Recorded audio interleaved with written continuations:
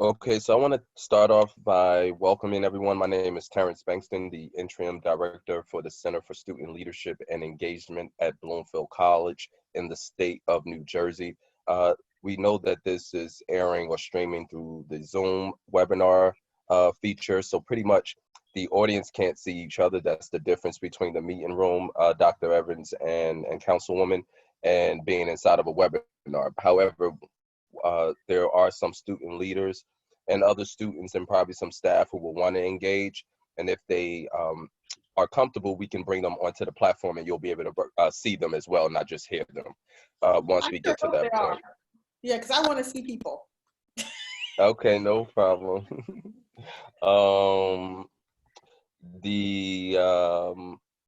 What's the next thing? We're also going to be streaming live, as I said, when we were off the recording, live on Facebook as well through the BC CSLE page. So on Facebook, we're BC_CSLE.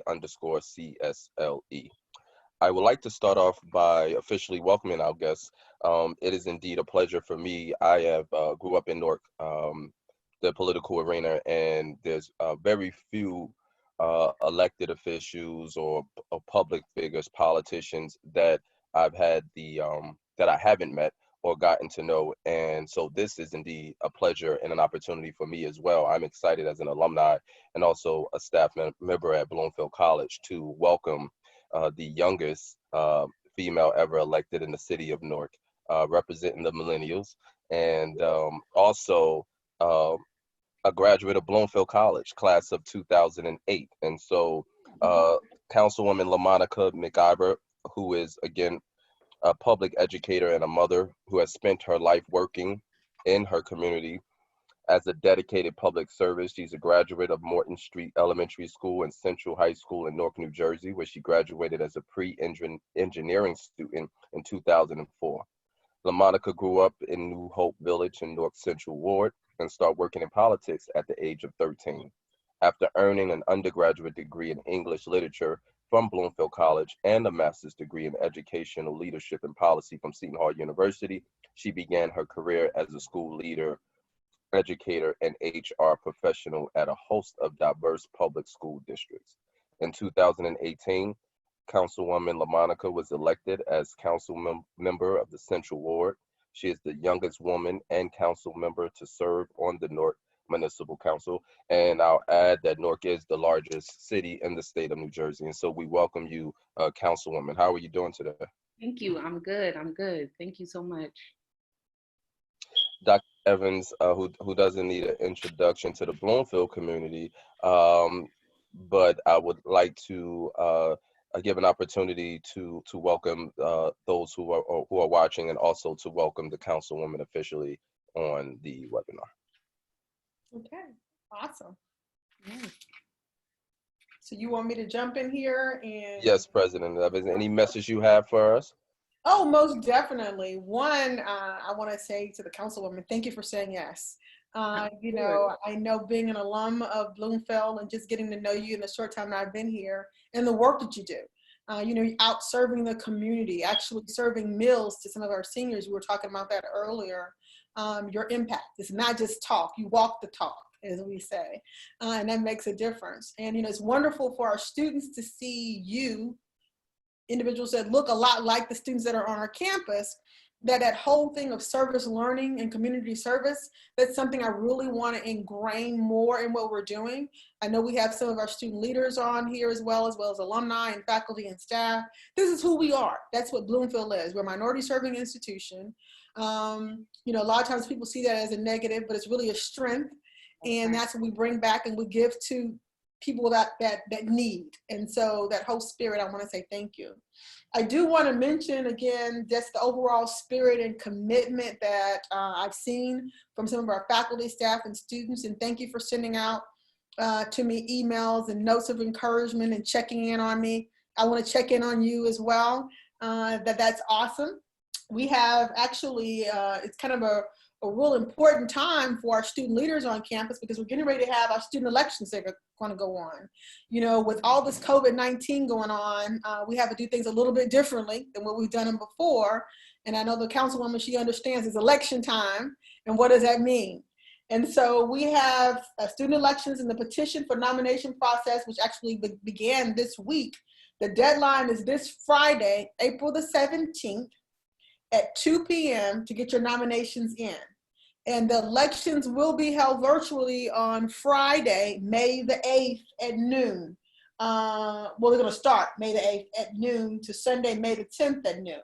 So the positions that are available, I'll mention these very quickly, is the BCSG president, the vice president. There are 3, and the treasurer and secretary positions are all on the ballot this election cycle. So, you know, we have a great example of someone being successful here in the public arena as for service. And students, we need you to step up and take a part and make sure your voice is heard. Be that representative. It is about leadership.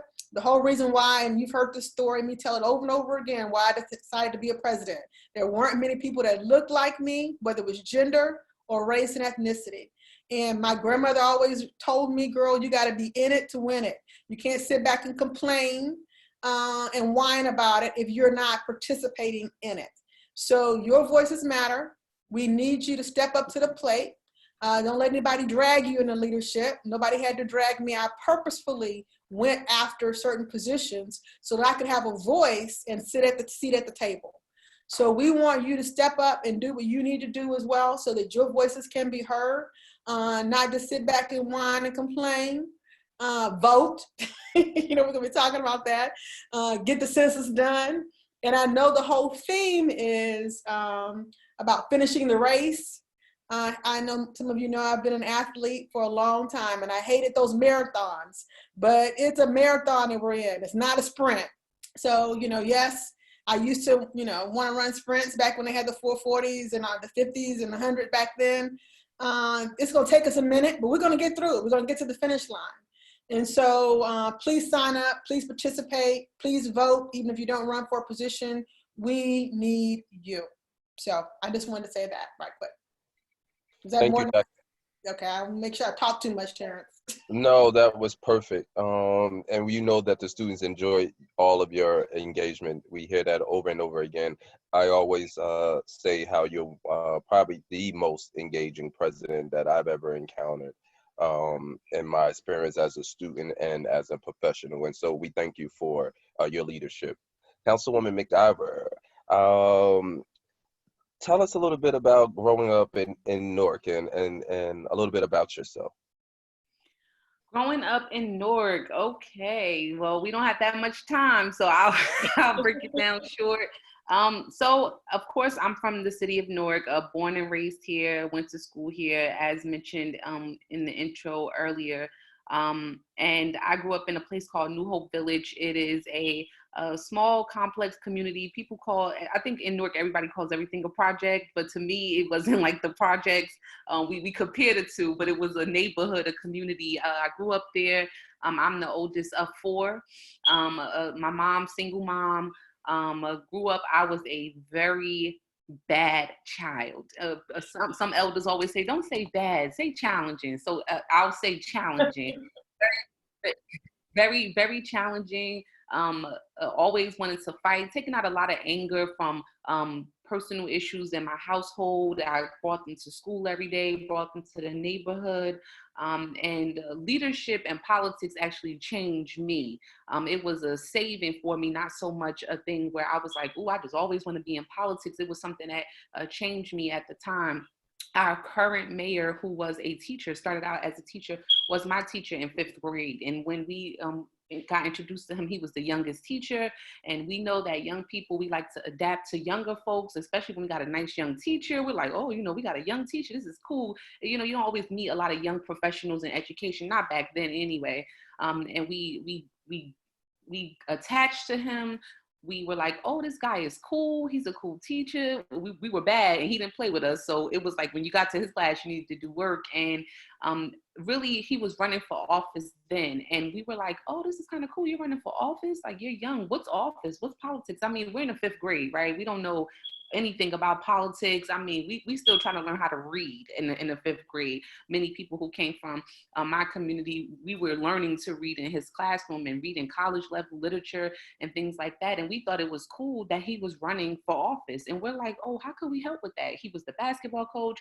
He was just very attractive to us young people, and us young people who were challenging at the time. It gave us some insight to want to do something different. He taught us how, one, to love ourselves. Many of the young people in our classrooms, we didn't know about that. We didn't know about self-love, more so to love where we came from and love the people around us, and to give us something instrumental to do. And so he was like, well, come to the headquarters. I'm like, a headquarters? What's that, like an office? And we went to the headquarters. We started working on passing out literature, working on GOTV. I mean, I later learned the right terminology for it, but we started doing that. We worked on voter registration, and that became my baby from 5th grade until literally 2014 mayor race. I grew in the organization, grew into the politics. I mean, I started to really get a sense of like my purpose in life, which was to help people. I enjoy helping people. I enjoy giving people voices. I enjoy encouraging us in our community to get out, to vote, to, you know, express themselves. And the number one way you express yourself and have your right is to vote. And so that was a big thing. I mean, in my time in politics, you'll be surprised how many people I've lost track of tell me, oh, I don't vote. I don't do politics. I don't do that. Like, what? You don't do politics? You don't vote? Like, are you crazy? No. And even with my own campaign, a lot of young people would tell me that every day. And that's one of the reasons why I chose to run for office, is because a lot of young people are not in politics. Like, they have no interest. They have no care. I mean, my own friends that I used to chill with, kick it with, they like politics. I don't do all that. I'm like, you don't do all of that? Like, you don't know why you should do politics? Like, you know, politics are doing you every day. Like, let me explain to you what's happening, what they make decisions for. Even in college, like, who's deciding how much Pell Grant you get, how much money you get for school, and this and that. Like, you don't do politics, right? Okay, you know, let's try to change that around. And so when the opportunity presented itself, I'm like, you know what? I'm gonna do this to show young people that they can be in leadership. One, you can be good in leadership. Two, and that you have to be involved in politics. Like, and this is why you should do it. And so that's one of the main reasons I chose to run for office.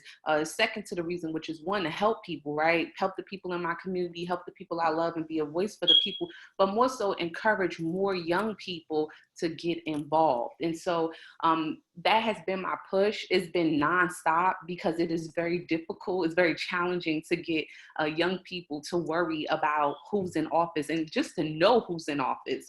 And I don't mean young people so much that are in college level. These are people sometimes that are grown, like they're 40 years old, they have children. It's not so much, we always think about as 18 to 30. No, it's 30 to like 45 sometimes, depending on the type of, you know, folks that I run into, the different communities that I'm in. I mean, people just don't have an interest for it. And so that's the main reason, you know, why I'm doing what I'm doing right now. So a little bit more about me. People always say, okay, well, you're just in politics, you know, what do you do for a living? Going to Bloomfield, it saved my life. That was like the second phase for me. When I was a senior in college, a senior in high school, I didn't even care about going to school. I'm like, I'm not going to college. I'm good. Like, I'm gonna get a job. You know, I'm cool. At the time, I had got an internship at Central High School. They used to have a program with the city called Future Business Leader, and I went to go work for Newark Public Schools at the time as a future business leader. And that job turned into an internship because I had decided to go to Bloomfield. I only got accepted to 2 schools, applied at the last minute, and those 2 schools were Fairleigh Dickinson and it was Bloomfield. And I honestly wanted to go to Fairleigh Dickinson because I said, oh, maybe I can get a dorm room. It started looking, you know, real nice for me. Like, I can do this, I can do that. But then Fairleigh Dickinson didn't work out. I tried to go through the process. It was a lot of hard doors. And then I was also a project grad student. It was another program that we used to have in the city of Newark, where you go through this program all 4 years of high school, and then they would give you $6,000 towards college. It was only at 2 high schools back then, which was Central and Malcolm X Shabazz High School. And I had read somewhere that one of the partners for the program was Bloomfield College. So it was more so, if you apply, you can get right in, it won't be difficult, so forth. I'm like, okay, sounds cool.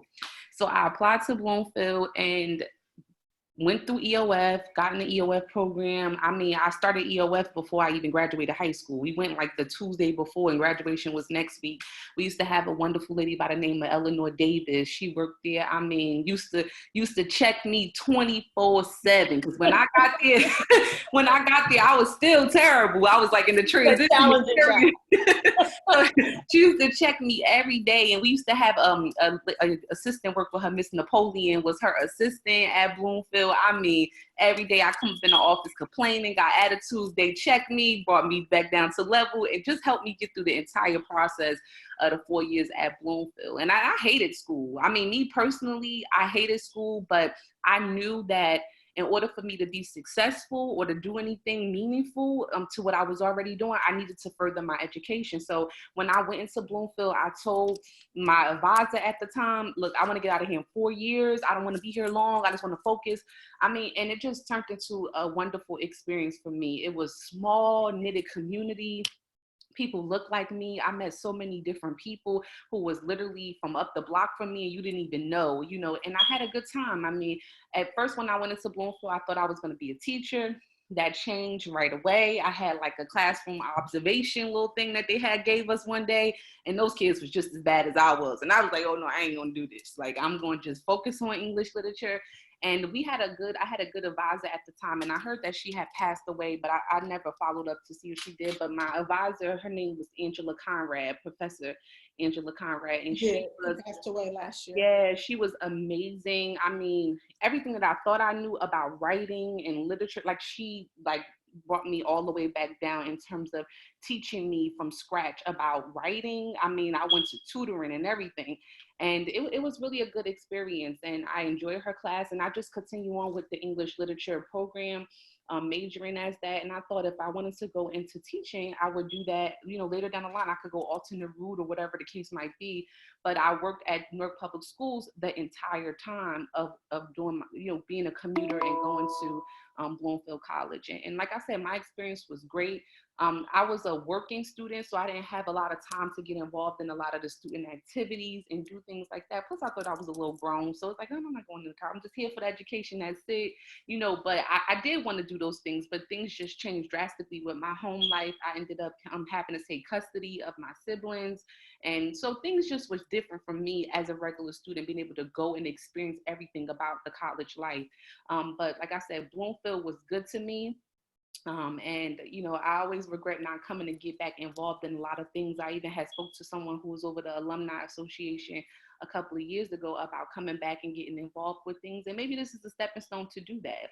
When Terrance reached out, I'm like, great, because it really did change my life. And it was the experience that I needed. I got out of there in 4 years and I went there for free. And at the time, Angela Conrad used to always say, read the core syllabus, read the whole book, read it, know what you got to do. This is like your walking Bible, she told us in the beginning when we first got started. And one day I'm just flipping through that Bible and they said, any student who comes as a project grad student, you get to go here for free. And I'm like, what?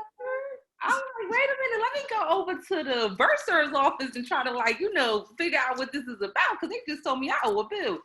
When it was true, even the people in the bursar's office didn't even know that was printed in the book, and I ended up going for free. So I mean, to have a good education, be locally at home, a college that tends to students that look like me, Black and brown students, people who care on campus. I mean, it was amazing. So, I'm thankful for Bloomfield, and that's why I was so excited to meet the president when she got there. We called her right away, like, girl, you gotta get over here, come to Newark, we gotta introduce everybody.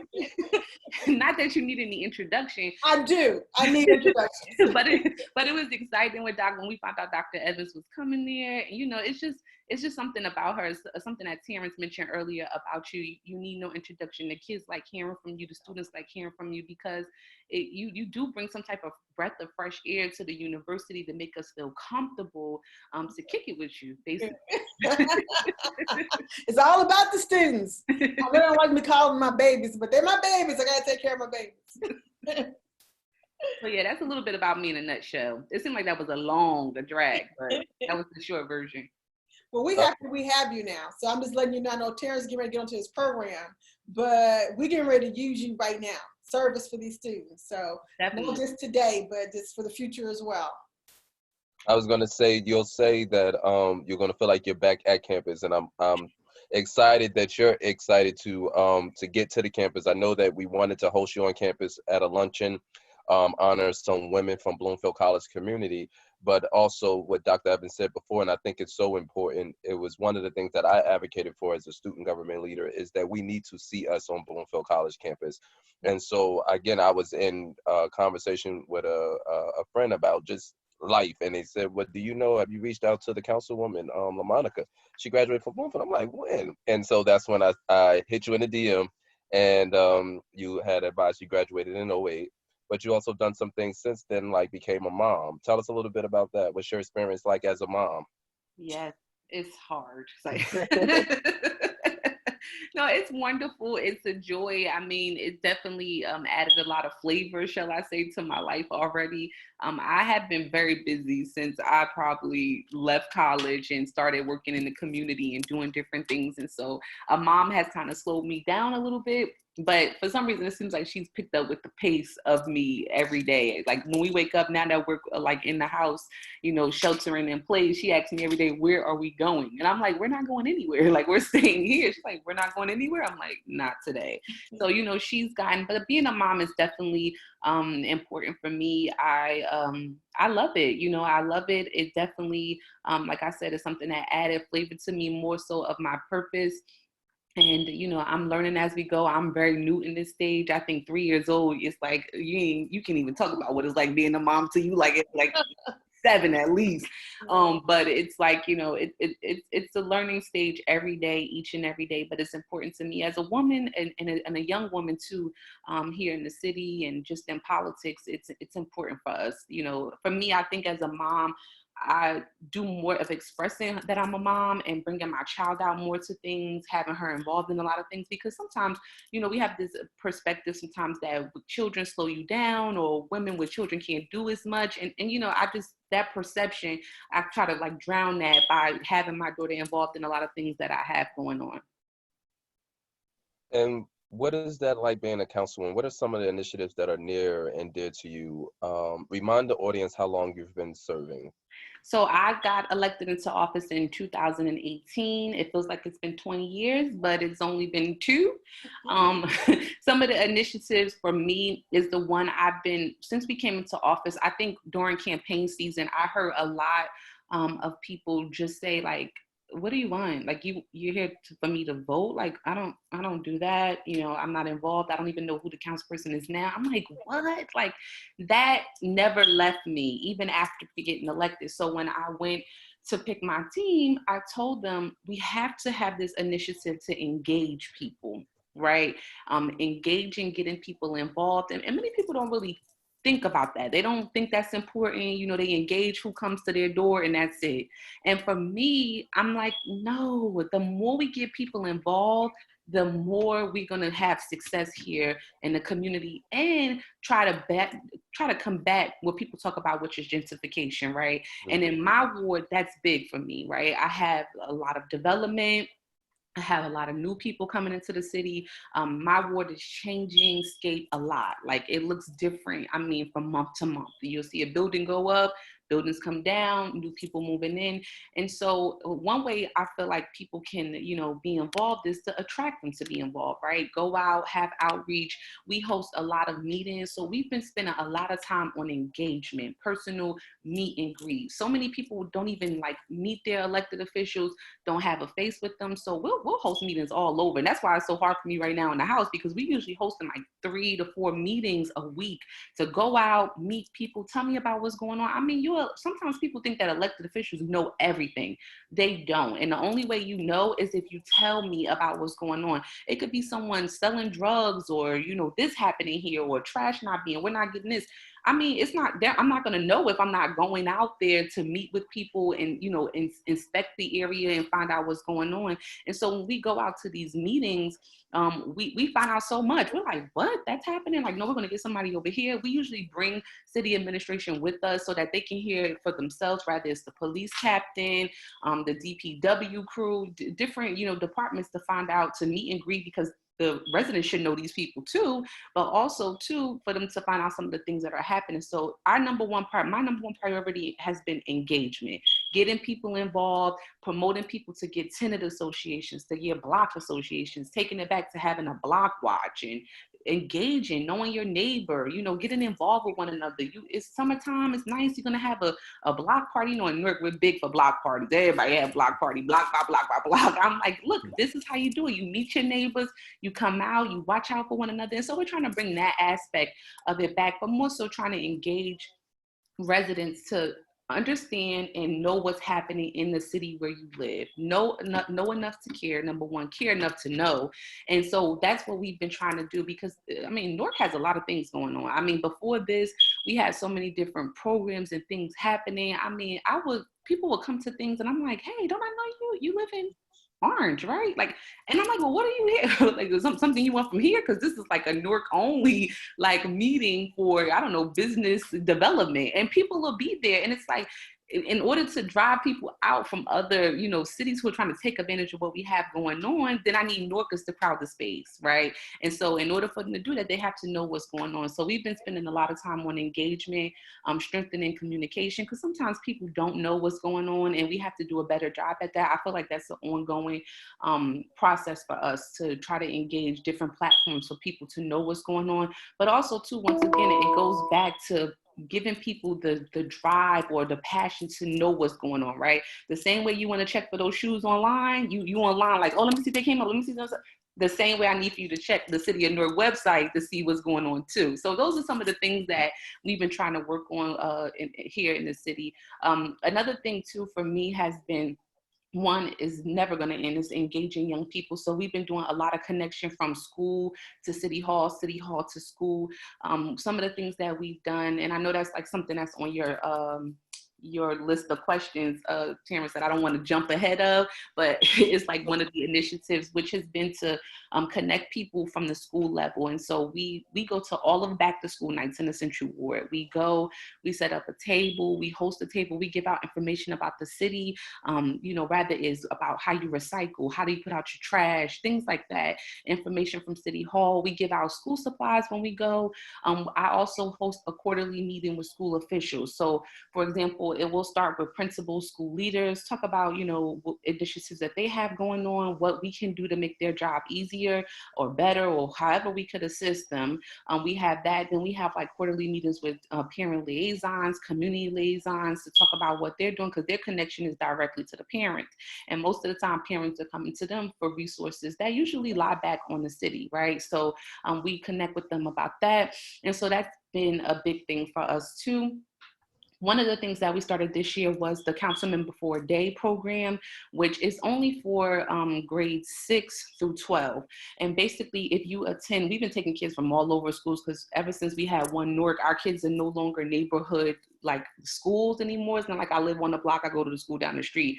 I might live on the block and go to school way across town. And so we've been opening it up to all schools. But basically, we host kids once a month during the day, where they come in, they meet city officials, they talk about local politics, talk about what we do. A lot of young people don't even know what politicians do. And so we break down a day to do that. And then they get to experience the council meeting. We have lunch, they meet other council members. Sometimes if they're lucky, they meet the mayor as well. And so we've been doing that to engage young people in the civic process. And so that's been taken away from our K through 12 level of schooling. And so I'm trying to bring that back in a real time setting. And so that's one of the things that we've been doing as well. Why is that important to you? I'm also bringing in George Darby, who's an alumni, and also was featured on our weekly podcast, which Councilwoman, I would love to get you on too, and possibly interview some of the students that participate in your different youth initiatives. Why was that important for you to do? Well, one, like I keep saying, is because young people don't know about politics, right? They do not know what politics do. I think that at some point, I was reading some studies that say that millennials and even people, whatever generation is after millennials, I don't even know. It might be like Gen X or something. I might be wrong on that part, but but they say that we will be the majority, right, at some point. And for me, that's like, I'm excited about that, but I'm scared about that too, right? Because we still are a generation that we're not connected, many of us. And so for me, I find that the more people I engage in the local politic process or politic process in general, and give them a sense of why they should care about politics, which also means that you care about your community, you care where you come from, you care where you live. I feel like that puts us in a better place, because it's not about me, right? It's about all of those children or younger people who are coming behind me, that I need them to be focused and informed. People say, oh, stay woke. Like, no. I need you to be woke. I need you to be informed, and I need you to be engaged, like not just woke, like, and so those are the things that are important to me, to make sure that young people know what's happening. They know me, they know what City Hall looks like, they know what politics is, so that they can take that interest, and hopefully I spark something in them that makes them want to continue to stay involved in politics. Voting for elected officials is a big duty.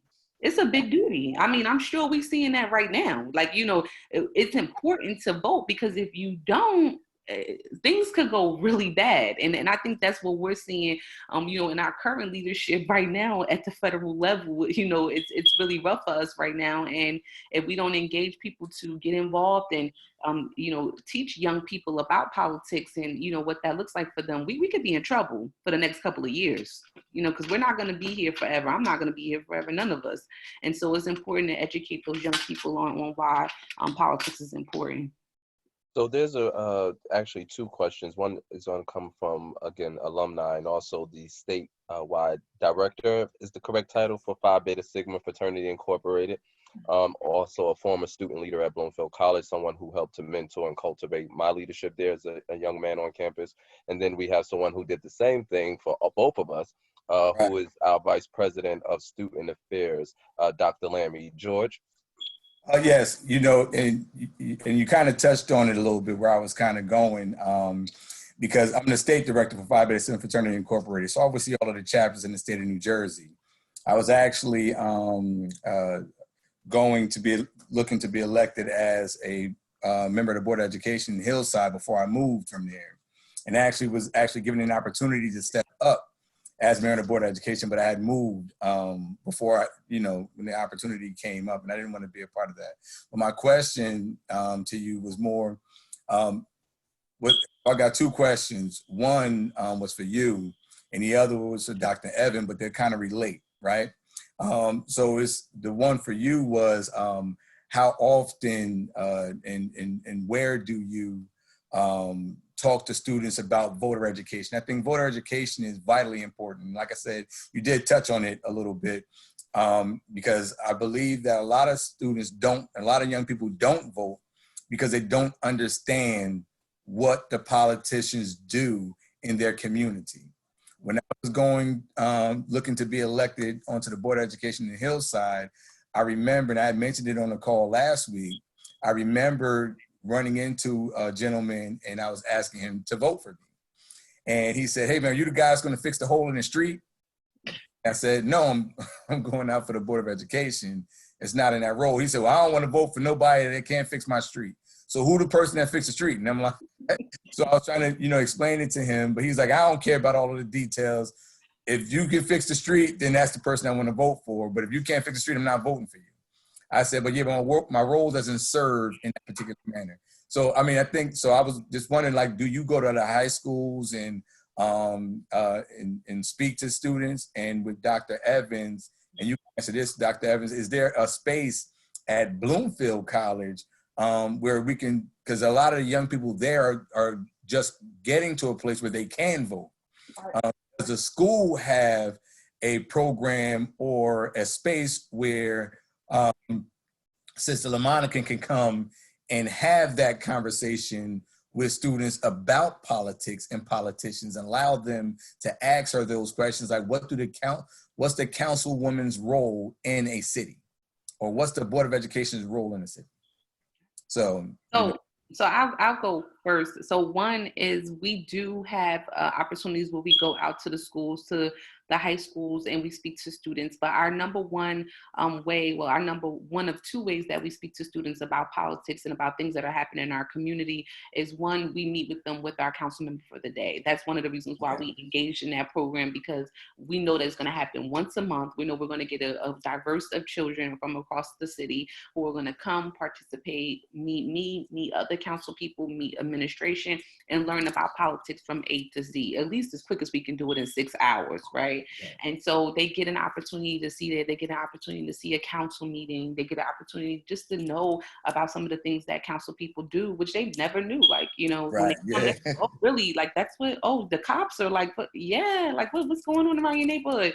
And they'll tell you about it. But though that's one of the reasons that we do that. One of the things that our mayor has initiated, which is an amazing initiative, is one, he's created a youth office in City Hall. And so we have a director of youth engagement, youth and college engagement, and basically they go out, they do programming, they do different things within the office. Kids, they have like Friday scholarships where kids can just come and chill out in City Hall, apply for scholarships, have a nice, you know, community of one another where they can engage with like-minded individuals and even bring friends to chill. And that hopefully that invites other young people to come and get involved. We also have a quarterly youth town hall that the mayor, he hosts every, you know, quarter. And basically our director of youth engagement, they invite, promote, they host it all around the city. Cause you know, in Newark, we're so big. It's like, you know, well, I'm from this side of town. I ain't coming over this side of town, you know? So we host it at different places. They come, they talk about things that are battling. I mean, sometimes our young people are so challenging. We might have a shooting here and this young person get killed. And, you know, it's important to be engaging with them regularly so that you can talk about those issues, allow them to express their emotions with you and not necessarily out in the street, and, you know, have, you know, consistent dialogue with them. And so those are two ways that we try to approach young people in our city to keep them engaged. And even that's not enough, right? It's like we need more and more and more of what we're doing constantly, because our young people, they need help, and they need help just on a personal and social level. And once you could deal with that, you could deal with a little bit of the politic part of it, right? Sometimes they're so damaged in different ways or facing so many different challenges. It's not just so easy for them to even care or give a crap about politics or anything, you know? And so you got to kind of start with, at that level, sometimes we work with them and then build up to the point about the local politics and politics in general. You know, I just want to add to that too, you know, going back to what George just said, the gentleman asking you about the hole in the street, right? It goes back to meeting the practical needs first. If I'm seeing that my vote doesn't, or I'm thinking it doesn't matter, then why do I continue to do this if I'm not seeing the result? And so there's this wonderful video or song that just came out by Yellow Pain. If you haven't heard it yet, it's called My Vote Don't Count. Yes. And I'm telling any young person, any old person, any middle-aged person, you need to listen to that video, because, you know, sometimes we get caught up on just the election of the president and who the president is. Yes. You know, I've been a president of different organizations or whatever. And sometimes you look at the power of that position, but that's not really where the true power is. And so when you start looking at the judges and looking at some of the council people that are serving in those roles, that are making those laws, passing these policies on how to implement these laws, that's where the true power is.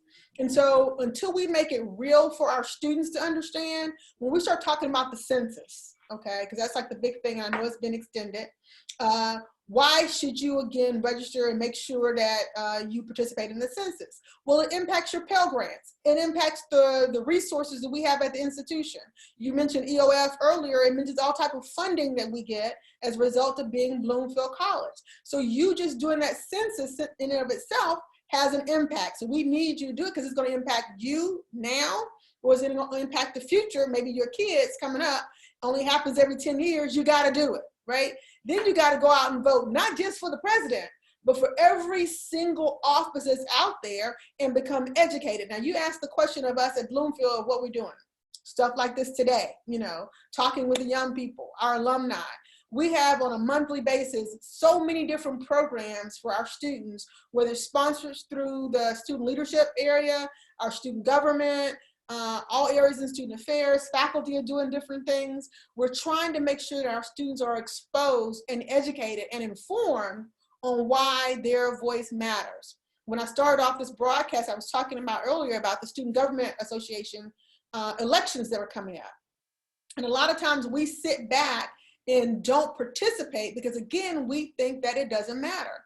The whole reason, again, why I became a president, I keep saying that, is to let these students know that I'm here for you and your voice does matter.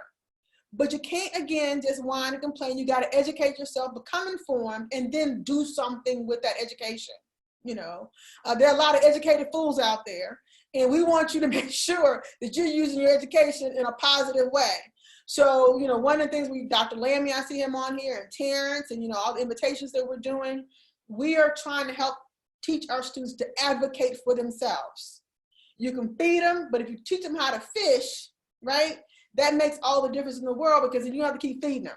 They can take care of themselves. So yes, yes, yes, George, to answer to your question, we're doing everything that we can. And we're exposing them over and over again that eventually it'll sink in, right? 21 times and it becomes a habit, I understand. Yes. Thank you, ladies. I truly, truly appreciate it. Dr. Evans, I know you're doing great things over there. My son Joseph speaks very highly of you. He's a sweetie. Yes, yes. Thank you. Dr. Lammy? No, I think Dr. Evans covered the census issue, which is a big deal to me, particularly for our population, because I had a conversation with a student a couple of weeks ago, and it dawned on me that this is their first time being told about census, because this happened 10 years ago. And I never actually put it in that perspective. I was like, you know what the value of census is? What is that? And because the last time we had census, these young folks were about maybe 8 years old. You know, that's the reality of it. So we have I think it's our job to educate people on how important it is to be part of the conversation and not to be on the sideline, to know that your voice matters, your vote matters, but more importantly, this count matters a whole lot. There's a lot of resources that communities need that are completely dependent on count. So I would like to, that was my question to you, Councilwoman. Can you speak to what the city of Newark is doing to kind of move the younger generation to understand how valuable this count is for the next 10 years? Right. So, I mean, for us, the city has been doing tremendous work on Census 2020. I mean, it goes beyond just young people, right? It's just trying to get people who live in a household, who are head of a household, to understand how important the census is. Since we opened up, we had a meeting about this morning. I think we were at like 28% so far of people who have completed the census, which you can understand how bad that looks for us right now. And we're not happy with those numbers, but with the current crisis that's happening, it seems like people are focusing a lot on what's happening right in our current climate. But at the same time, we're trying to remind people that the census is important. We created a whole office of just census awareness, which is being led by one of our deputy mayors, Jackie Kieles, who's working on that work. We hosted so many town halls. We've been hosting town halls and meetings for months now, even way before this situation happened, to engage people on what Census 2020 looked like, why is it important, and also trying to hire people, right, for the jobs that they had available. We had a couple of job fairs where people came out, applied. It's a job where people are able to flex their schedule around the job you already have. And so we try to get a lot of our city leaders jobs in doing that. More so community leaders, street block association people to get out and do that work, because you can get paid while you're advocating for people to do the census. Just before this crisis happened, we recorded videos. We're running like live stream of commercials for residents on our local access channel to engage them to do the census. And just this morning, we decided that we were going to do a phone check-in where all of the council people staff would basically call everybody in the city to remind them to do the census. The work is important. We have to do this. And I think you touched on something very important, is the fact that the census, I mean, it's important, period, right? Every 10 years is important. We have to count. We have to get every penny that is affordable to us, and especially in urban communities. but more so, it's even more important now what we're facing, this crisis that we're facing. We're already going to be going into a recession with all of this that has happened. And the last thing we need to happen is to leave any money on the table that needs to go to our communities. And so I think number one thing that you mentioned about why is the census important, that's what I find myself having conversations with people every day about. Like, why is it important? We have these little flyer things that we post every day, like, you want to fix that hole in your street? Well, hey, fill out the census. You want to get more money for road work? We need you to fill out the census. Hey, you want money for, early pre-K, early education, pre-K 3 and 4. It's like we're taking that for granted. Every community doesn't have that. And, you want to continue, we need to continue to have that. Then how do we get that? Well, we need for you to fill out the census and count all those babies in your household under 5 years old, because they count, and so those are things that we continue to preach to our residents, but more so we're going to do something different and put in a personal call to each one of those residents to remind them to do the census. In addition, we're going to do some robocalls here in the city because, like I said, the number we got this morning just was unacceptable. Like, we can't, I'm happy we have more time. We're working towards getting people to do it, but it's just something that we cannot lay down on. Like, even in this current crisis situation, while you're sitting at home, it is time for you to do the census. I just hosted a live chat last week with one of our deputy mayors over workforce in terms of why the census is important. Well, we get a lot of job training dollars here in the city of Newark, teaching people different skills.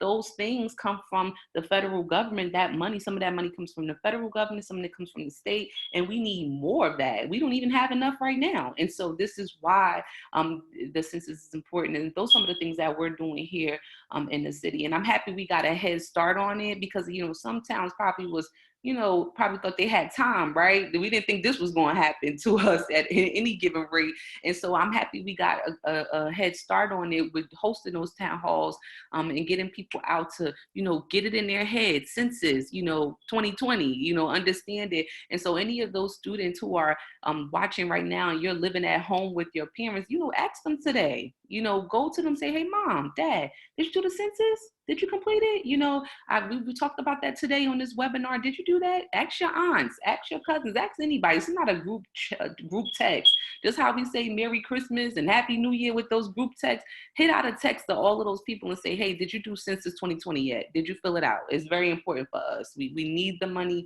We need the dollars. Before we bring on who had something they wanted to comment on in regards to the school board, we have another elected official from the city of Newark, Floisha Johnson, who joined the webinar today, Councilwoman. But my I guess question to you, after all you said so far, is to just tie in the theme of today, which I think has been the underlying point. But what is it about yourself that you feel hasn't caused you to say, I'm the youngest, I can't, I need to focus on my child, this is too much going on, I can't still, do these wonderful things that you're doing? What's driving you? Where are you pulling that source of energy from? Oh, wow. That's a deep question. I guess, it's like, God, and I hate to bring God into it, but God is everything for me. He is the head of my life. And so I can't do anything. I apologize for that. Yeah, I won't apologize for it, but sometimes people like to keep God and politics separate. But at the end of the day, I feel like, God has assigned me a task.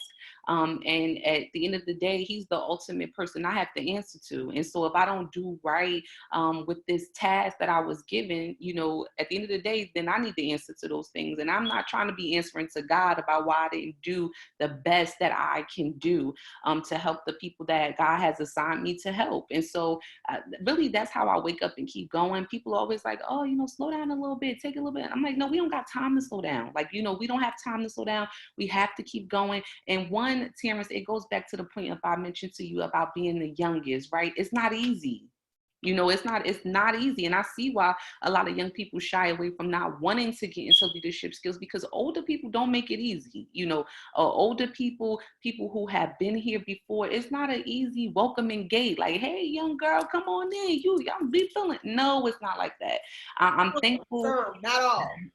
Not all. But some old people like There's some. I don't want to jump. I don't want to say older people. I just want to say seasoned. Shall I say seasoned folks leadership, because they're not all senior citizens that are sometimes making it difficult. It's people who are seasoned who, just don't want to give young people the opportunity or give you a harder way to go. And I'm thankful to have people on the municipal council like President Crump, who has literally taken me under her wing and, helped me and welcomed me in. You don't get that everywhere you go, and so for me being young, it's like the pressure is hard. It's like, it's tougher because you got to do a good job, because if you don't, they gonna say, well, remember when we elected that young girl, she ain't do nothing.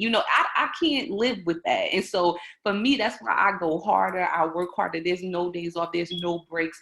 Even now during this crisis, it's like, okay, I still got to get out here. I got to deliver these lunch. I got to do this. I got to be on the scene, because at the end of the day, you can't afford not to do nothing. And so that's just me, of my motto of what I do. But mostly it's because of I'm doing the assignment that God told me to do. And I just want to do that to the best of my ability, because I don't want to answer to him about why I didn't do that. And so that's the main purpose for me, or the main reason, shall I say. I think that that's so important. And I want to also add, after she had her comment, Ms. Johnson, the same question. But what advice would you offer to us as administrators, as a college, and also to the student leaders that are in the chat, in terms of, they have student elections, we have orientation leader process, they have, some of our students are just like, listen, it's online learning randomly out of here. Do I choose the pass or fail option? You have a sister that is graduating, correct? Is that a relative? A sister that's graduating from Bloomfield College. We want her to graduate. I don't know if you know that, Dr. Evans. The Councilwoman's sister is scheduled to march this year. So what would you say to us? What would you say to the students? And Flo, why don't you chime in about the Board of Education and what they're doing to keep students engaged? I would like to hear the same thing from you. So, I think number one, you guys are doing a great job. I think just the idea, and I even saw a webinar that you guys had maybe a week or two ago with Joyce Hartley, with you guys being able to engage students as best as you can. I think that this is an example of how you're doing it. I think that it's important to continue to engage young people. It's not so much about giving them the class schedule and, making sure that they are going to class and charging them, or whatever the case might be. It's so much more than just that, and we need for colleges like you're doing to be able to really get into the social aspect of students, engaging them, talking with them. And I think Bloomfield's been doing that even before then, right? I can attest to that. And so I think that what you're doing is key. I think that, young people have to find their purpose, right? I think that that's number one. I think we try sometimes to force young people to, do this and do that, but it's like they don't even know what their real purpose is. And the only way to really find that out is to do something, right? You got to start somewhere, do something. And so for any young person or any leader that's, watching this webinar or engage, I think that number one, you should determine what your purpose is, right? Because when you know what your purpose is, you do what you need to do even better. You accomplish it, you get it done. If you just in something just because you don't even know why you're there, then 9 times out of 10, I'm not sure how successful that is going to be. But if you determine your purpose and you get involved, and I think that it's our duty and our responsibility to be engaged and involved with something that's making this world that we're living in better. It's everybody got to take a part in that right now. And I think if we don't see that more so now than we did before we could stay selfish and stay in our ways. People are doing that anyway, but now in this current climate, you got to get involved some way, somehow. And I hope that people, not just even students at Bloomfield, but people all over are understanding the importance of that. And so I recommend students, I beg you to get involved with something positive that you love. Get your little piece, stay in your lane, and do that well. If everybody's in their lane doing what you do well, things will be a lot better for us all. And so that's what I encourage young people to do. Tell your friends to stop saying that they're not involved in politics and leadership, because that's number one part of the problem. And engage those people to come along with you to be involved. And so that's my piece, my 2 cents. I tell my friends, including like Ms. Johnson, the same thing.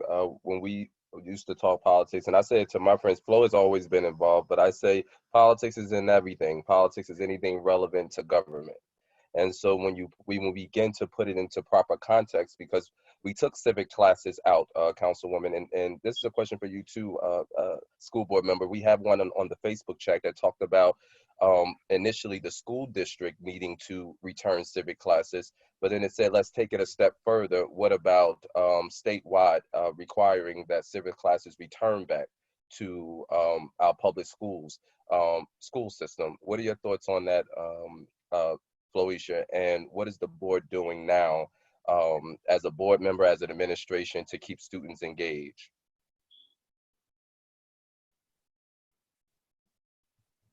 Let me take you on mute. Let me see if I can unmute you. Hold on one second. There you go. Wait, hold on.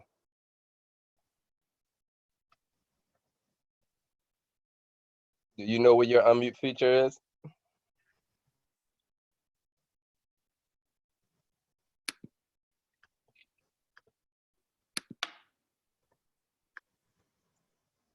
One second. Sorry about that.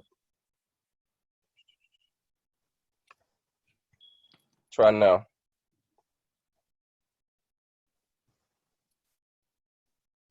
Yeah, it's saying you're off mute, but we're not able to hear you.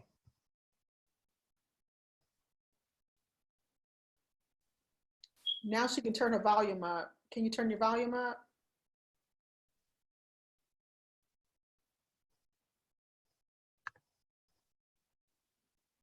We'll come back and try. So you should try to put your comment inside the chat, and then we'll try to bring you back on live again, because I'm not sure why your audio isn't working.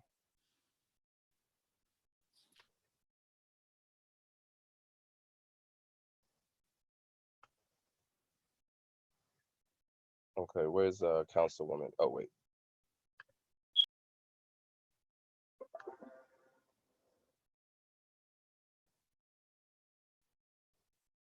Okay, Councilwoman, can you hear me? You're on mute now. Okay. So I was asking, Felicia wanted to chime in about some of the things that the board was doing. Hopefully we'll be able to get her audio. But in terms of civic engagement and civic class, we want our students to be a part, and young people to be a part of a system that we don't necessarily teach them about.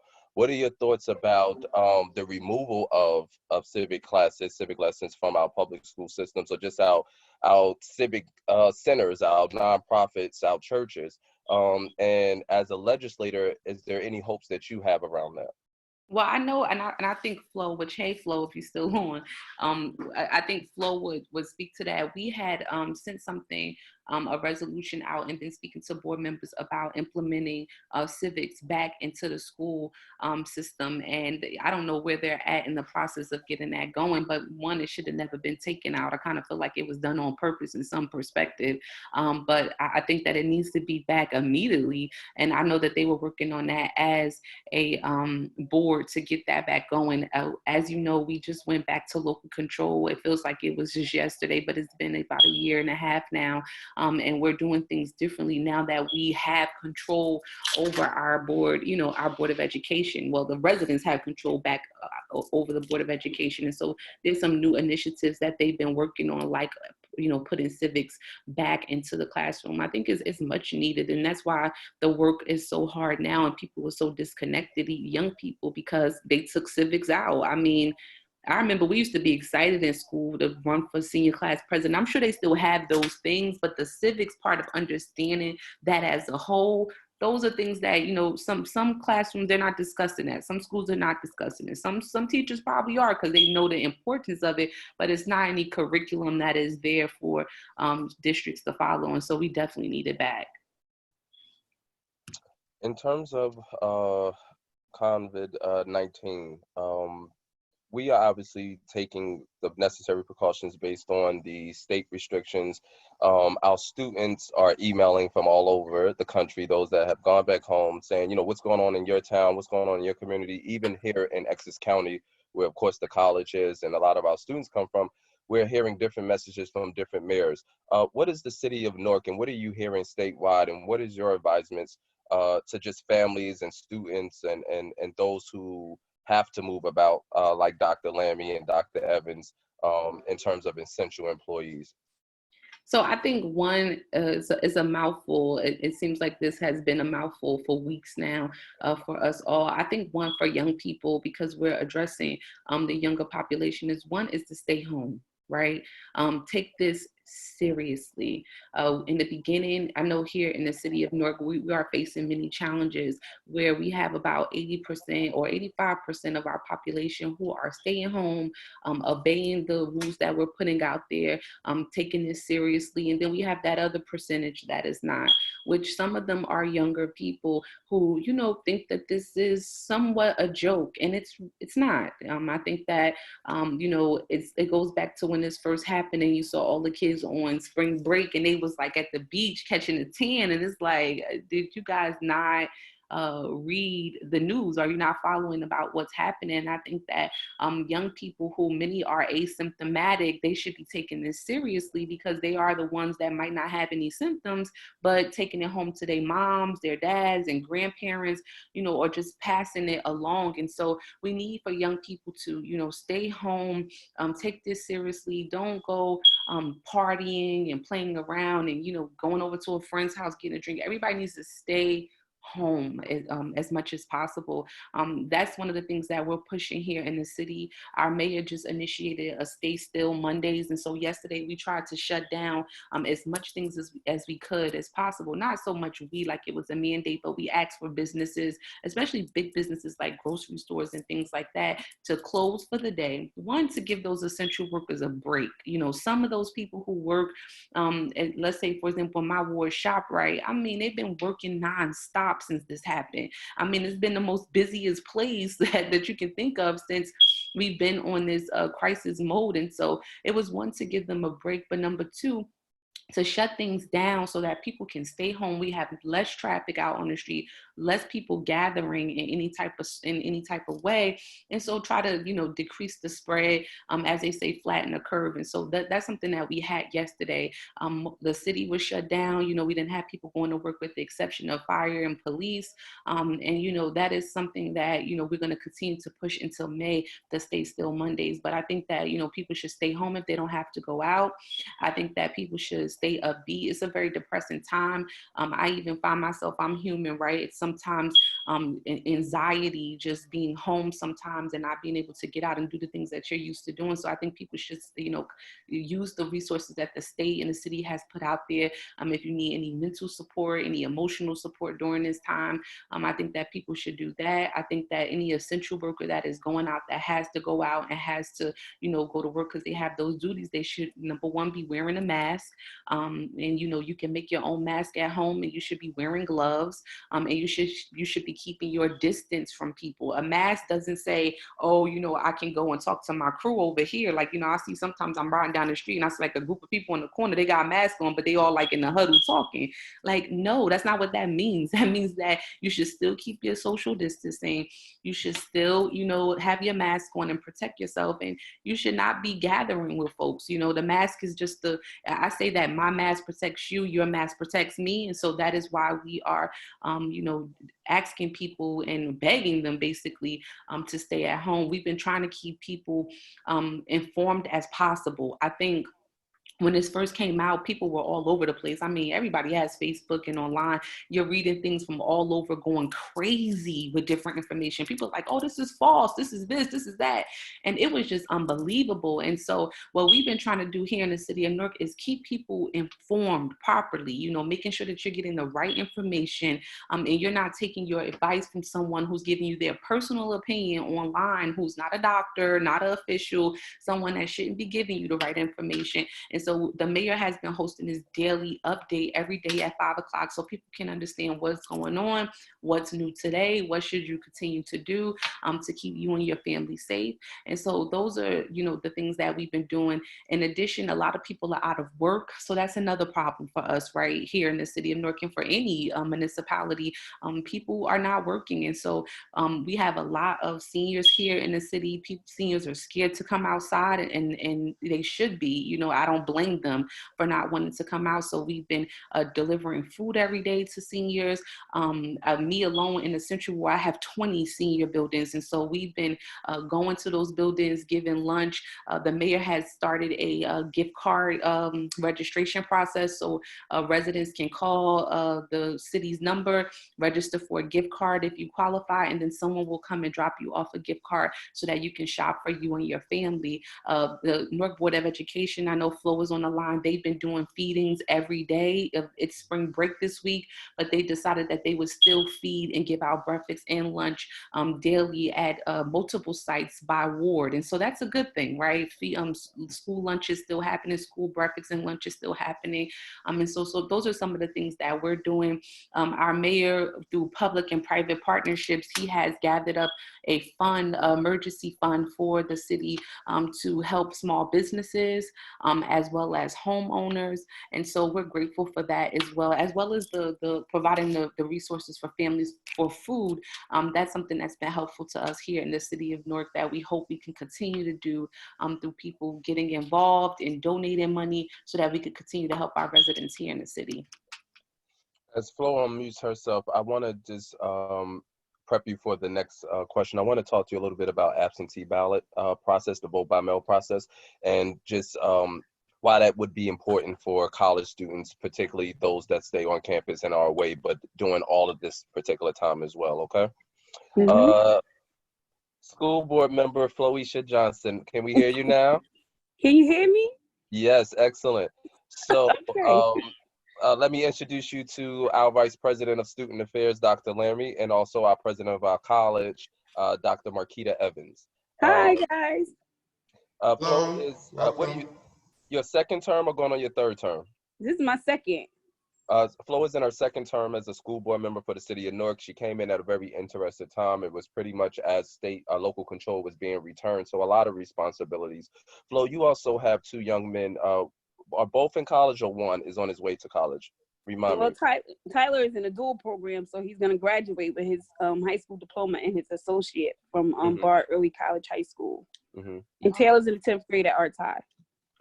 So a few points I'd like you to cover. One, you wanted to talk about what the school system is doing in Newark, and I think that that's important because thanks to Dr. Lamy and others at the college, Dr. Evans, we have a great partnership with the City of Newark Public Schools and recently hosted them on our campus. What are you guys doing? And we obviously have a lot of students that go there, but some of these examples of just good leadership can be transferable in other places. Tell us what you're doing in your role as a school board member, but also as a mom and dealing with the college age and high school students and keeping them safe and home and entertained. We see some of your TikTok videos online.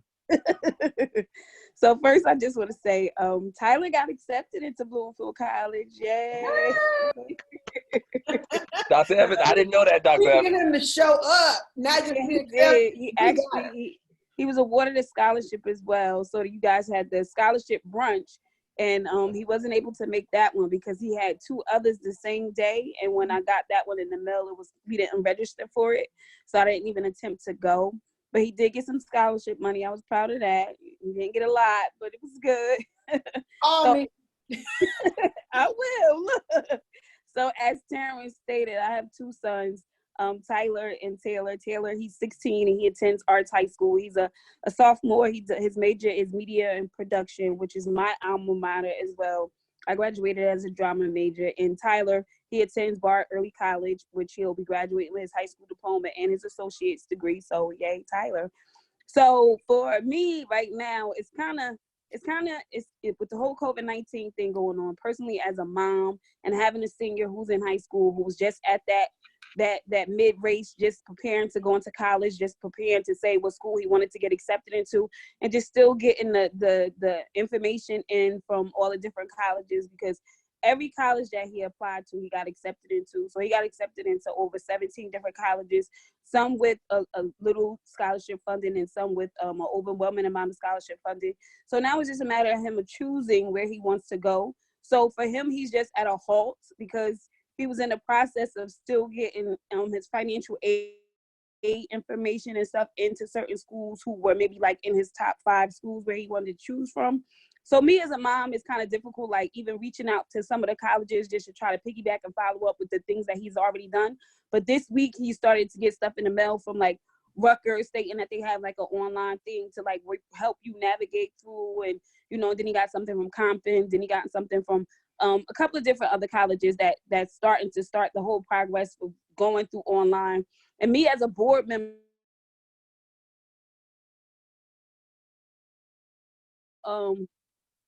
excuse me, I had a call coming in. I reached out to the superintendent and I expressed to him like how we have to keep pushing our seniors, because right now, to me, they're at a very vulnerable point. They have so much taken away from them right now. Something that might not be as, it might be kind of superficial to us, but to them it means a lot. Meaning the prom and the actual graduation, their cap and gown. Some of them didn't even do the retakes for their senior pictures or the yearbook pictures. Some of them didn't even have a yearbook committee already put together where they were working on those things. So right now they have a lot that's being taken away from them. And I think that some of us, as not only as parents, but also as adults and even as educators, are kind of taking some of those things that they're missing out for granted. And we shouldn't, like, we should still keep focusing on them and just keep trying to help push them forward and encouraging them and promoting them. And actually this morning I was on the phone with someone who was donating me some money. And so then I'm like, okay, what can I do with this money, right? I don't want to focus on our senior citizens, which they are our most vulnerable right now too. But I want to focus on our seniors, our high school graduating seniors right now, because a lot of people aren't really focusing on them. We're talking about it, but we're not putting them up a little bit higher than where they should be. Because even for my son, going to a school and you're graduating with not only your high school diploma, but your associates, and there's other schools that's in our district as well that our kids are graduating with college credits, right? They should be rewarded, because some of them might be generational first high school graduating kids, or even if they're getting their associates, they might be the first ones in their families to even obtain their associates and their high school diploma. So that's a big accomplishment, right? And so I think the district is, you know, our motto is moving Newark schools forward, right? And I think that the district is really moving our schools in the right direction right now. And even during this pandemic, like, our superintendent has stepped up so much, and all of the district staff and all of our teachers and all of our mentors and just the whole Newark Board of Education right now, and our community, right? The community has come together so much right now, whether it's via Facebook, via Instagram, telephone calls. You know, our teachers are just stepping up more to the plate than, you know, what they're normally used to, right? You're trying to engage students from an internet, from the computer, from a telephone. Like, you have to hold their attention span, and that's a lot. I was reading an article that somebody had wrote about engaging the kindergarten, engaging the first grader over the internet, right? It's hard. And then you have some parents who don't have that luxury of being able to communicate with their kids, right? And being able to check their homeworks. Are you guys still with me? Hello? Hello? We can hear you. We're all listening. Oh, I don't see Yeah, we can hear you. I don't see nobody's face. I'm like, And I'm also, you also understand, a school board member, you have people on Facebook watching you. There's about 30 something folks watching you there, and then there's another 24 that are in the Zoom room right now. So you're almost like in a a seminar room. Okay, all eyes are on you. I just saw a blank screen. I'm like, where's everybody at? But yeah, so, you know, I just want to keep commending this district for the hard work that they're doing. I mean, even when, you know, a lot of parents didn't have the internet, and, you know, we had our partners, as Councilwoman was saying, that a lot of people donated their time and their services. You got Altice, you got Cablevision, who providing free internet for families who may didn't have it. You got the district, who all our kids in the city of Newark have the capacity to receive a Chromebook. And to those parents who couldn't come out to the school and get the Chromebook, we put the truancy back on staff to go out and to deliver those Chromebooks to the homes. We had truancy and attendance officers who were delivering the hard packets to the parents also, who didn't even maybe want to take the Chromebook, who just wanted that hard packet because maybe they didn't want to deal with the whole Chromebook thing or the whole internet thing, or trying to get the internet from the provider. But we're trying to do everything to accommodate the people. And so this is now the time that you really have to go out and say, meet them where they are. So we are going above and beyond to make sure that our kids are being put in a position that where they won't fail, right? And just like the Councilwoman was saying, that some people are against the pass or the fail thing, me, I kind of have my reservations about it too as well. And you know, some people just want to say no more the governor said no more standardized tests for the rest of their school year. And some, and you know, some of those kids, that the number that he gave was 13,000 kids that were in the state of New Jersey who still hadn't submitted their portfolios, right? And so he told them that they didn't have to submit them anymore, that it was basically null and void. I don't know if that's still being pushed through or if that has been halted, but I had my kind of reservations about that whole thing too. But, you know, I guess we got to do what we got to do as a community and as a state just to get through all of this. And, you know, just to make sure that our kids are put in the right position where they can succeed and go on to that next grade, whether it be first grade, second grade, college, high school, whatever. Like, all of our kids have been put in a situation that, you know, nobody was prepared for, right? But I think that everybody in our district, in our mayor, he has stepped to the plate so much. And just as Councilwoman was saying, those 5 o'clock reports, and you seeing thousands and thousands of people online and they're sharing it, and this report is so informative.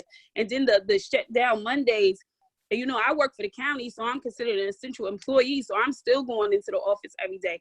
You know, my husband, he's a independent car dealer. He has a car dealership, and like, he's stuck between a rock and a hard place. So he's one of those people that's, you know, been affected by the whole pandemic and still trying to maneuver and still trying to get out here and do what he has to do for his family. So he says, and, you know, because that's what we as family have to do to keep it pushing and keep it moving.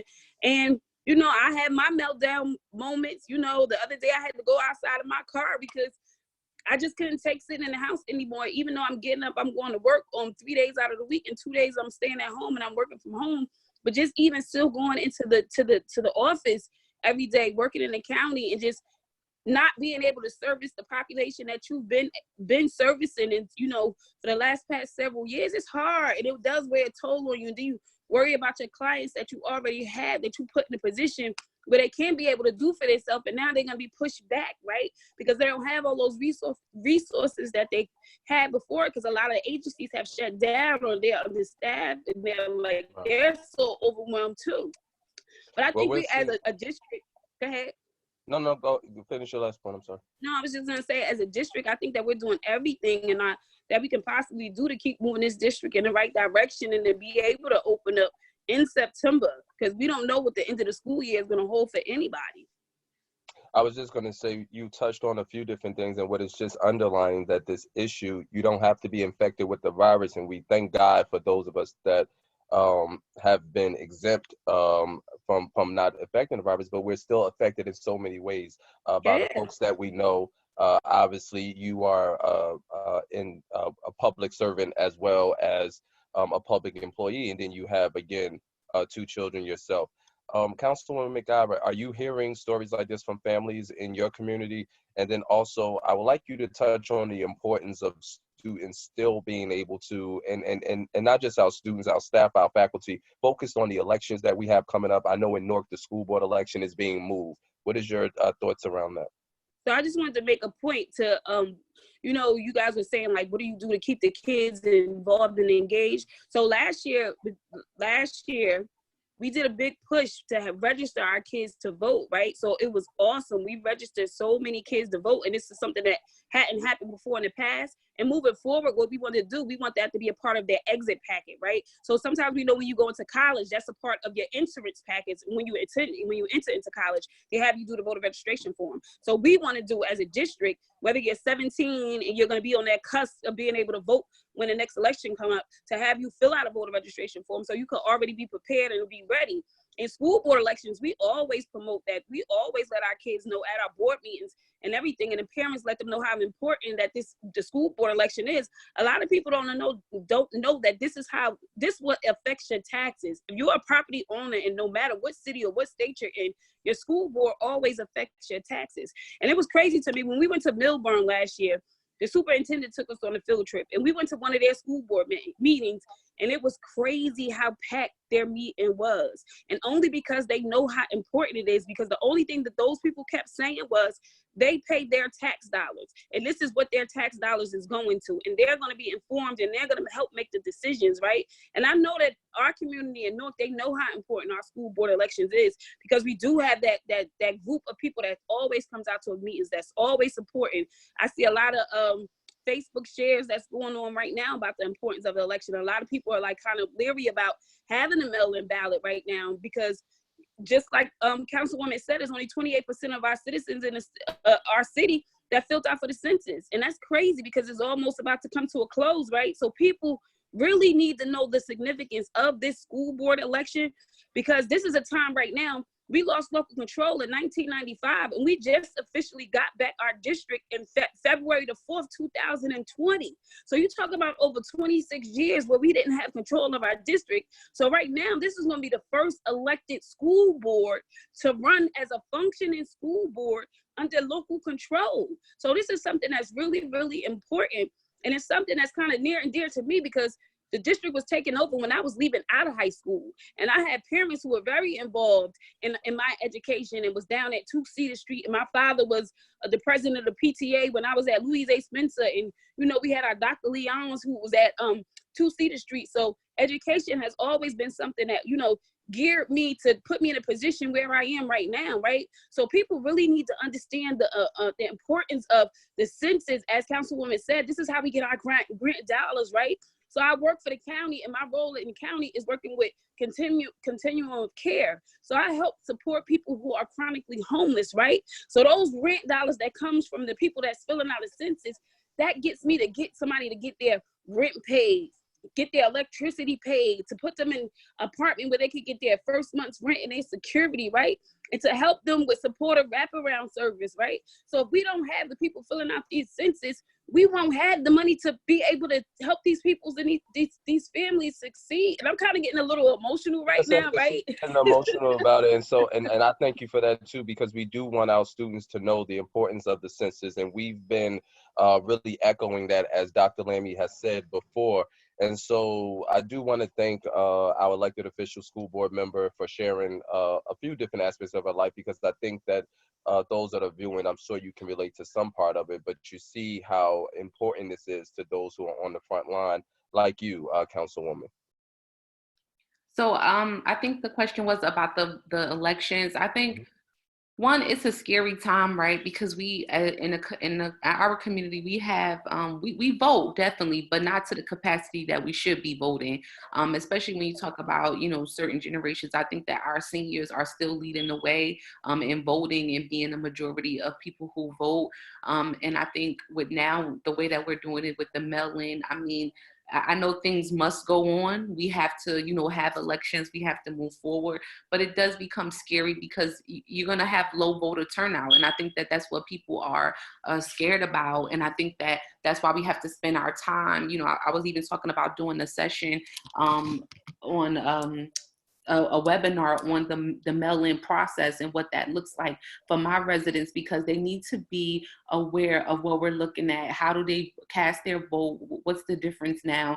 And we're not having a lot of conversation about that yet, right? Because once again, we're in the midst of this crisis. And so this is taking up everything. And I had to remind a few people that the school board election, and I know Flo was just on, but she's on the ballot coming up. And I had to remind people, like, well, it's not happening, you know, the April date that we had, it's now in May, like, you know, and so even people knowing that much, and I just think because their minds are consumed with what's going on, it's a difficult time. But the school board election, yes, that's very important for us in the community. It's something that, you know, young people need to be aware of. I see a lot of times kids that are in college, they don't vote, right? They're not at home, they're not voting, they never change their address, you know, even if they're not planning on going back home. It's just the voting process is far removed from them because they're in school and they're not thinking about it. But I think that colleges and any student government young person who's watching this webinar should encourage their young dorm mates and student colleagues to vote, what the mail-in looks like for them, wherever they're from, what that looks like, and to do a campaign push on their own, you know, put some flyers out, do a social media campaign. It's an idea to engage your colleagues that they should vote, and what that looks like. So, I mean, I know you guys get students from all over, but at the end of the day, it's something that definitely the student leaders there at Bloomfield could focus on in the next week. not week, because, you know, time is coming up for people to get ready to vote. We're closing in on some of the deadlines to register to vote if they haven't done so. And so those are some things that, you know, the student body can really work on, the student body leadership can really work on for the students. For me, you know, the school board is important. All elections to me are important, but the one that I'm really, you know, pushing at this particular point is this presidential election that is coming up, which is critical for us all. And why is that too? Why do you say that? Well, I mean, one, we need to get out and vote, right? We cannot allow what happened to us last time to happen to us again. Many people stayed home in our last presidential election, and surely that cannot be the case. I just posted something yesterday on my social media that I said I'm going to be giving people rides to the polls all day long. Like, I'm going to just dedicate my time just to pull up on people with a passenger van, like, let's go, like, we going to vote, because we cannot afford to miss this election and be in the same predicament that we're in right now. And I don't know what everyone's pleasure is, but I'm definitely not a supporter of our current president. And so we have to have some real leadership. We need to be able to get people out to vote, get them to the polls. And so New Jersey just changed their primary date from the original date that we had in June. And so we need to make sure people know about that. And I'm praying that we're not in a situation where we have to do mail-in ballots when it gets to that time of the presidential election, because it's too critical. You know, we need people to get out to vote. And sometimes when things are more difficult than just, you know, it's more challenging. Sometimes our people say, I ain't gonna deal with that today. Like, I'm gonna go ahead and stay home. I ain't mailing in. I ain't got no stamp. All that stuff, we just don't have the time for it. And so that is why I'm gonna dedicate to doing what I need to do for the presidential election, but more so for the school board election too, to talk with young people and people in general in the city about what the mail-in process looks like for them. Our seniors are well versed on mail-in, because many seniors do absentee ballots as of right now, so they're kind of familiar with it, but some seniors aren't. Some seniors have been getting up to go vote to the polls for 60, 70 years. And so even we talked about a refresher for seniors of what that looks like for the mail-in process, because even they need to know what it looks like for them. So something else that you touched on was kind of like giving ideas, which was one of my other points I wanted to touch on before we wrapped up. Students who still want to, who are leaders and still need to do community service. We have sorority and fraternity, Greek life on our campus. What other suggestions, or are there any nonprofits that you know of in Essex County, New Jersey, the state? And I know you worked at different places around in different municipalities. Any ideas or recommendations in terms of how to still stay engaged and connected and be able to help out in terms of the community, but while staying safe? Well, I think now it's right. It's a tough time. So it's like the number one thing, my job is to make sure that people stay safe as possible. And I think that we're all on this new wave where we're like on Zoom and we're trying to learn how to do things electronically, which many of us, even myself, is still trying to learn every day. But I think trying to get engaged with local nonprofits. I mean, I'm a nonprofit person. That's where like my groundwork kind of started after I became a grown adult. And nonprofits to me are doing a lot of this grassroots work out here. And so they are doing things where they might need assistance, they might need help, and young people can help with that. I know for me in the council, we use a lot of interns. It's one of the things when we first came into office, and I should have mentioned that earlier, but I need young people around me because one, you know, I don't know everything. I mean, even like my sister who's a senior at Bloomfield right now, I mean, even she's teaching me new things every day that I don't know. And so it's important to have young people with their fresh new ideas to be able to be around you. So I think that young people should try to reach out to local nonprofits. You know, maybe it would be nice if the college can make a list of those nonprofits in the area or in the surrounding areas that they can get involved with, how they can, because many of them may need help with internet, website, social media, things like that, that they can, you know, get involved in and get some community service hours for until we get out of this current situation that we're in. Speaking of student government, we have Kay Hill works in the Center for Student Leadership Office, but she is an executive board member for the student government. And her question, Kay, as you will take you off mute, just want to give you a moment to adjust.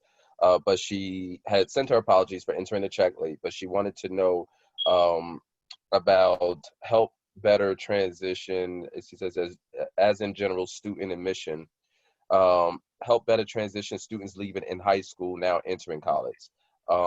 Some of their first year can make or break you. Particularly coming from our community and students at Bloomfield College, this comes up a lot from students. Kay, are you there? Yes. Anything else you wanted to add to that or clarify about that statement? No, I believe that was the justified question, and I believe the young lady who was previously on, like, she kind of brushed up on a little bit where she was saying, as far as though she believed like the seniors that are graduating and going into high school, that they need to be like a little bit thought of better in a way, and I thought like she kind of brushed up on a little bit of what I was kind of suggesting for the question.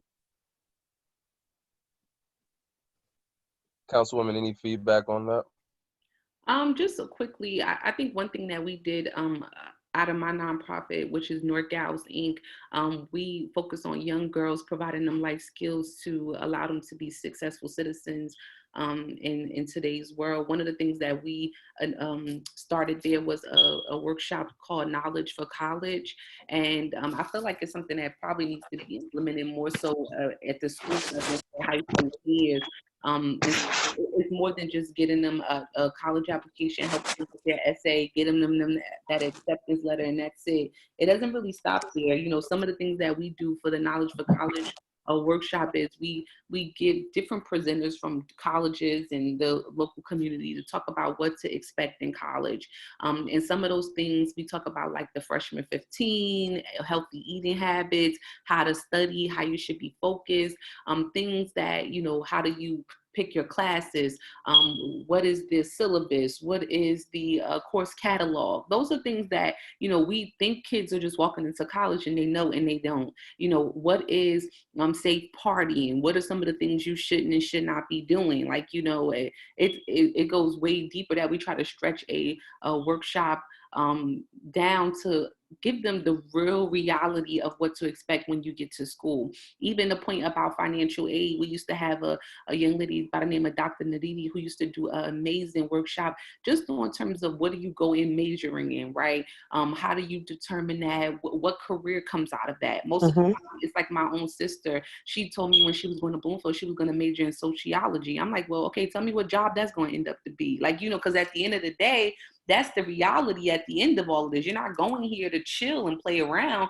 You're going here to major in something that's going to help you get a job and a successful career after that. So it's like, how do you equal out that, you know, even down to the money part? It's a sad conversation to have, but it's the climate that we live in. You tell me you want to be a doctor. How much money does that look like for you? How much money do you have? What does the loans look like? And then how do you take that and transfer that into you actually completing, getting a job? And what does it look like paying that back? Is it worth it all? Like, so those are some of the things that we have people doing workshops on, to talk about that with young people, because that's something young people don't think about. You know, they go into college and they're like, oh, I'm gonna pick this, I'm gonna do this, you know, and it's like, what does that really equal out to you at the end of all of this, you know? And so those are things we try to get them to focus on, that I think they can implement that at either a 12th grade level, at the school level to do that, or that might be something that, you know, colleges want to have as a intro. And some colleges probably already do this as an intro into, you know, coming into college. I know in EOF we had something like that, you know, that kind of broke it down to us at a workshop point, what to expect, safe party and things like that. But, you know, sometimes you got to drill in.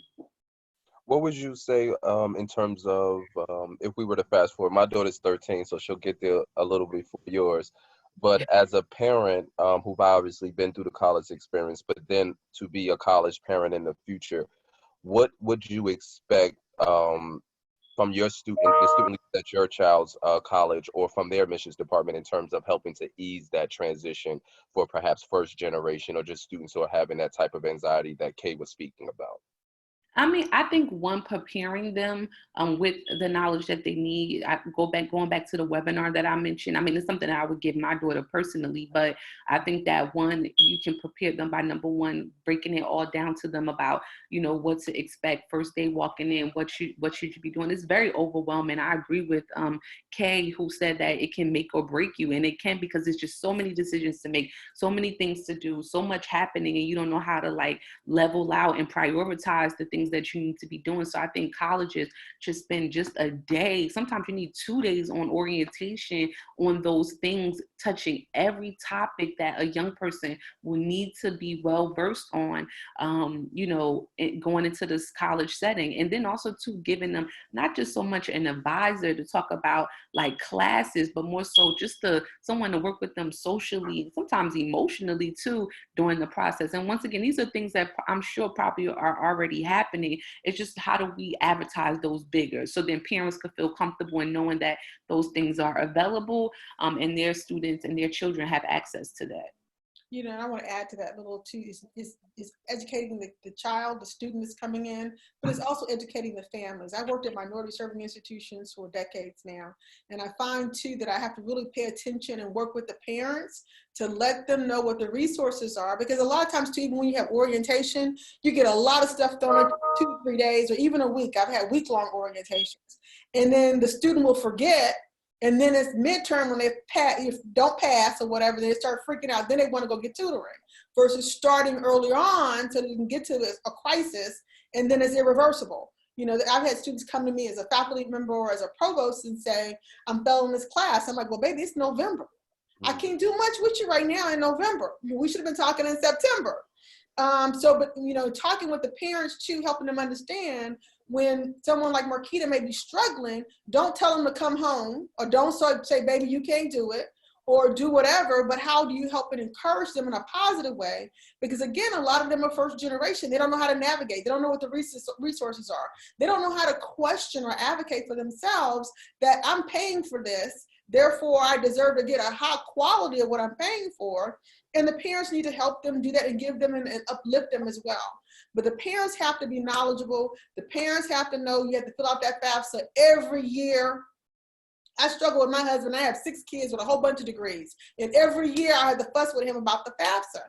They have to know that this is something that we have to do. And yes, you have to turn in your tax information.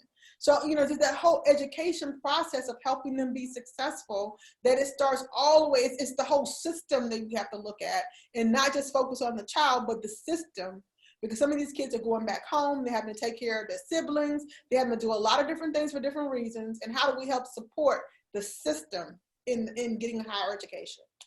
Dr. Lamy, I want to get your feedback on that too. We are presently working with the Enrollment Management Office in terms of CSLE, of how we revamp orientation and how do we engage parents differently and more effectively. And so we're talking about that parent university concept that's used in different ways, and everybody has their sort of different flavor to it.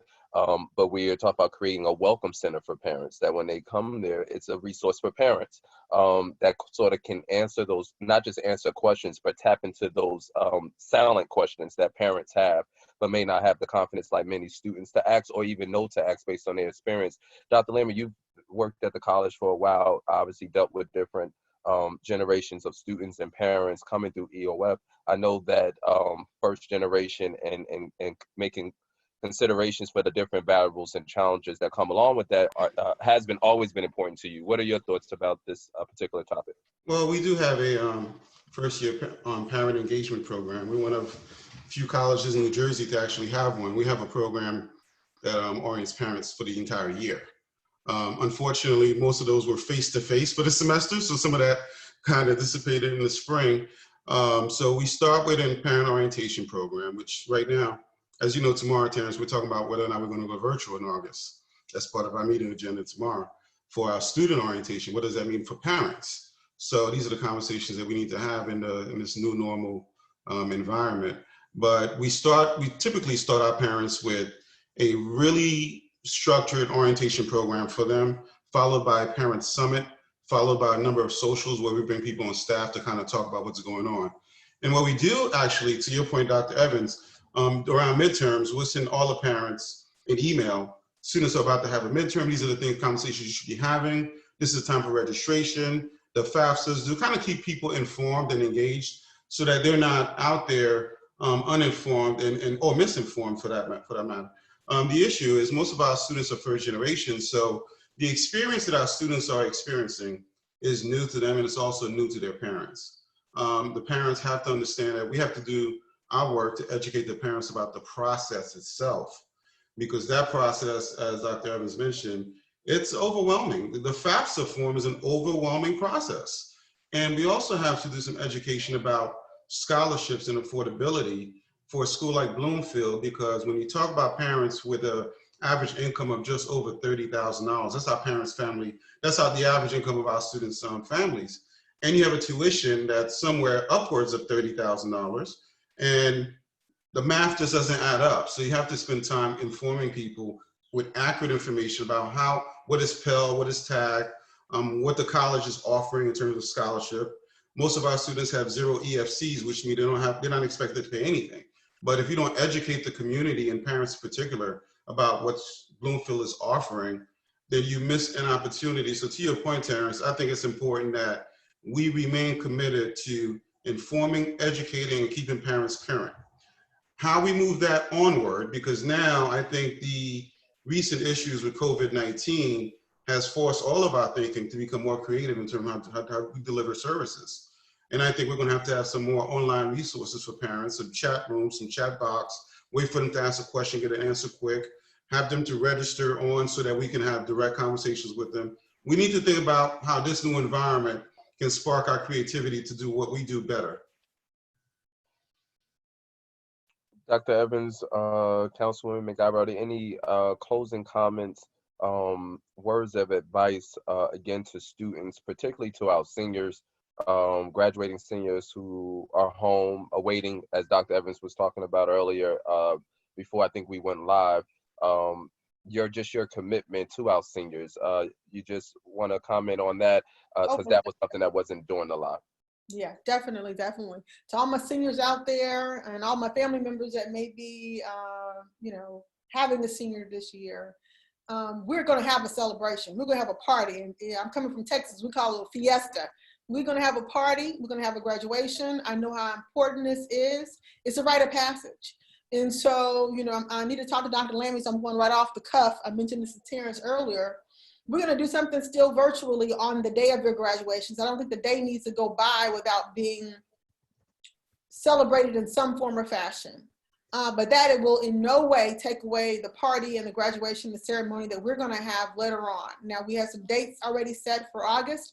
Don't know if that's going to work now. Depends on what happens in the next 2 months or so related to this COVID-19, if we'll be able to do that face-to-face. But if not, then it will be hopefully in 2020 that we'll eventually be able to get in a space and place where we can all commemorate your accomplishment. And we want you all to show up. We want you to come. I don't care if you have the piece of paper in your hand and may be on the wall already. We still want you to come with your family members, because it's really not just about the students, as I stated earlier. It's about the whole family. When I went off to college, I took up a collection. My grandmother took up a collection at church, an offering. And when I graduated, it was for everybody in that church. They gave me $5 or $10. It was their diploma. It was their degree. And I'll never, ever forget that moment. So we want all the family members to come, all the church members, aunts and uncles and everybody, because then it's a collective. And when your siblings see you walk across that stage, they know that it's possible for them to walk across the stage as well. So we're going to still do something. Don't know what yet. Got to work with Dr. Lammy and Terrance and everybody else on that. But then we're going to have the real deal later on this year, and looking forward to it. It's one of my favorite parts of the job. I cry. I'm a crybaby, but I see the fulfillment of dreams when I see young people walk across the stage and get that diploma. All the hard work, all the sacrifice, and it has to be celebrated in some form or fashion. So, thank you very much, President Evans. Councilwoman McIver, any closing words? And just so you know, on the Facebook chat, Mrs. Davis wanted to say congratulations on a very informative discussion. Oh, hey, Ms. Davis. I just want to thank you guys. Thank you for this webinar. I think it was very informational, very helpful. Like I said, I'm willing to offer my services whenever I can, when I'm free to do this again, and to, hopefully we'll be out of this crisis in this situation soon, and so I can be able to make it up to the college. But I just want to thank you for the work that you all are doing. And this conversation is, very much needed, and hopefully we can do it more and more frequently, because we got to keep it in everybody's minds, keep it in our ears. We got to continue to hear the same thing over and over again for it to be successful and effective. So I just want to thank you for allowing me to be a part of it. And if any student that's watching, if you want to reach out to me for anything, I'm more than willing to, answer emails or answer phone calls, and I will definitely share that information with Terrance so he can have my contact. Or Terrance, you already have my contact, so you're more than willing to share that. More than welcome to share that to any of the students. We definitely want to bring you back for some leadership training over the summer, hopefully, if you wouldn't mind. I think you have a lot to offer, and to hear from folks that come from Bloomfield College like yourself is great. This was inspiring to me. I appreciated you giving us the opportunity to get to know you, and definitely want to have you back. I think you're not just an inspiration to young ladies and women in general, but also for young men. Can learn and be inspired and empowered by your testimony and your journey. Hopefully we can get you on our podcast. I'm going to encourage everyone to tune in every Wednesday, at least through the end of May, and then we'll come back with season 2, we're calling it. We're going to keep our students engaged. We have great interviews. Tomorrow's DJ is DJ Rand. He will be back by popular demand. Every week we'll have another DJ. We are live on Facebook, live via Zoom, every Wednesday, 6 to 8. And then this Thursday, which is the 16th, our third webinar will feature Danielle West, who is from the city of Newark. I don't know if you know Danielle, Councilwoman, but she's a phenomenal leader, woman from the South Ward, but she's also the principal of charter school out in Plainfield, New Jersey. She did teach in Newark for some time, and found a principalship opportunity, but she's coming to speak about the importance of equity in education.